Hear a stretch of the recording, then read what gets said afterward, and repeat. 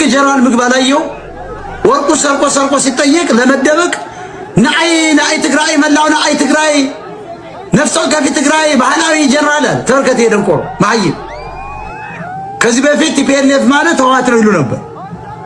ምንድነው ትግራይ ሁሉ ህወሓት ነው ይሉ ነበር።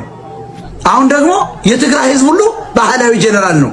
አየህ ማይ በህዝቡ ሲደበቅ ትግሬ ባልበላው ወርቅ ትግሬ ባላሸሸው ንብረት ትግሬዎች ባላዩት የእንደርታ ሰው የምናምን ሰው ባላየው ወርቅ አየህ። ስለዚህ እኔም ቀደም ብዬ ነግራቸዋል።